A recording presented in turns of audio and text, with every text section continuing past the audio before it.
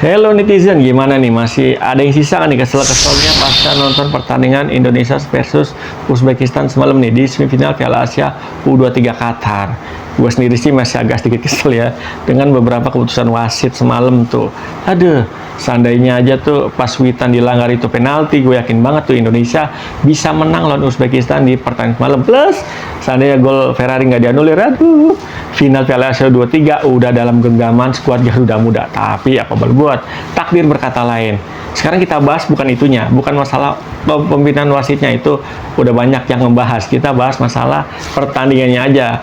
Kira-kira menurut netizen apa nih yang bikin Indonesia gagal menang lawan Uzbekistan di pertandingan semalam? Kalau menurut gua sih, yang bikin kita kalah di pertandingan semalam itu adalah kelihayan pelatih Uzbekistan dalam meracik strateginya nih, dalam gameplaynya semalam benar-benar menurut gua sih oke banget nih. Karena apa? Kita lihat aja dalam starting line up-nya, dua pemain andalannya malah dicadangin tuh. Norcaev nomor punggung 19 yang bikin gol, dan satu lagi Jalal-Lodinov. Nah, itu juga tuh nomor punggung 10 sebagai maestro lapangan dari Uzbekistan. Gue kira bakalan starting 11 kan, turun dari kick off babak pertama, ternyata dicadangin dulu babak kedua baru main. Dan itu ternyata efektif banget.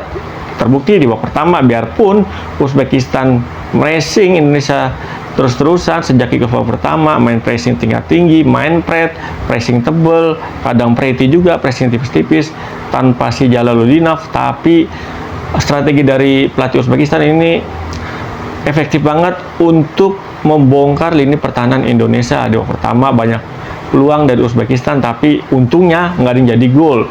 Di babak kedua baru dah tuh pas si Jalal-Lodinov masuk dan Norcaev masuk, baru bisa memecah kebuntuan di obrak-abrik lini pertahanan Indonesia. Ya, kalau kita mau lihat dari sisi pertahanan Indonesia sebenarnya nggak buruk-buruk banget nih.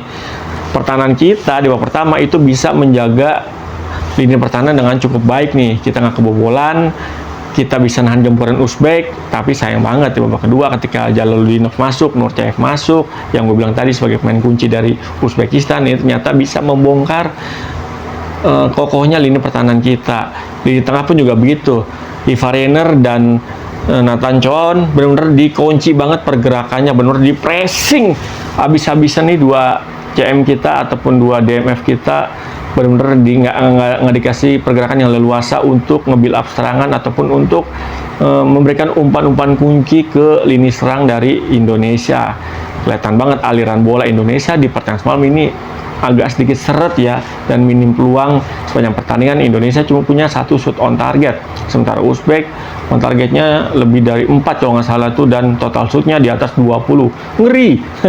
Ya wajar aja sih Uzbek menang 2-0 lawan Indonesia. Kalau kita lihat dari segi agresivitasnya, dari segi peluangnya ada 4 kali kena tiang tuh, jadi gol untung cuma 2 ya kan. Dan dari segi membongkar lini pertahanan Indonesia, ini juga main Uzbekistan gue angkat topi banget nih. Semua lini dihajar sama dia, tengah, flank kanan, flank kiri, benar-benar dikorek habis-habisan sama pemain Uzbekistan. Dan lini serang pun ya kita benar-benar sangat kehilangan sosok Rafael Strike ya.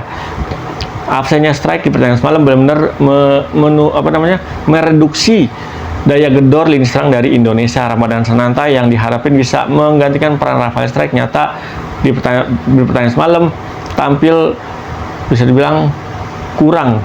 Menurut gue kurang memberikan kontribusi yang gede buat timnas Indonesia, sehingga kemarin Ramadan Sananta bisa dibilang di atas lapangan nih kayak kurang kelihatan gitu ya kan, dan bisa dibilang ya minim peluang ya. Penglihatan gua, menurut catatan gua di pertandingan semalam, Ramadan Sananta itu sama sekali nggak punya shoot on goal ya di pertandingan semalam. Sayang banget, padahal Ramadan Sananta ini tipikal penyerang yang goal getter ya. Tapi yang tadi gue bilang, pelatih Uzbekistan ini benar-benar udah mateng banget gameplaynya untuk meredam agresivitas Indonesia dan meredam tiki-taka dari timnas Indonesia. Kelihatan banget kemarin tuh umpan-umpan satu sentuhan Indonesia nggak keluar tuh, bisa dibilang minim banget.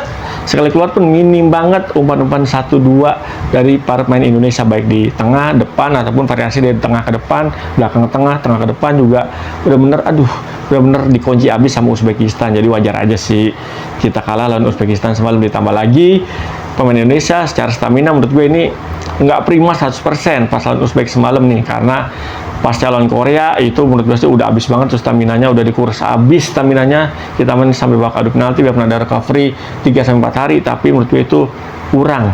Karena ini babak semifinal, pressure-nya lebih tinggi, mentalnya course juga lebih banyak, ya sehingga kelihatan semalam tuh lawan Uzbekistan yang bisa ngambil keuntungan dari sisi itu tuh. Tapi nggak apa-apa, masih ada kesempatan berikutnya nih, biar kita nggak ada kesempatan juara, tapi kita masih punya peluang untuk lolos ke Olimpiade Paris 2024. Irak udah nunggu nih di final perebutan tempat ketiga. Kita tuntaskan perjuangan kita di Piala Asia U23 2024. Sinteyong berserta anak asuhannya berjuang di lapangan, kita penonton berjuang di pinggir lapangan. Yang nonton hadir di stadion, apapun yang di rumah, kita berjuang dari pinggir gadget kita ataupun dari depan TV kita nih. Kita doain, kita terus beri dukungan, semoga timnas Indonesia biarpun nggak juara, seenggak-enggaknya bisa lolos ke Olimpiade Paris 2024. Ingat, ada itu masih asa.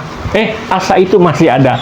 Dukung terus perjuangan Indonesia di ajang Piala Asia U23 Qatar 2024. Bertemu lagi bersama gue Irwan Chan di konten update abangan berikutnya. Salam bola bola.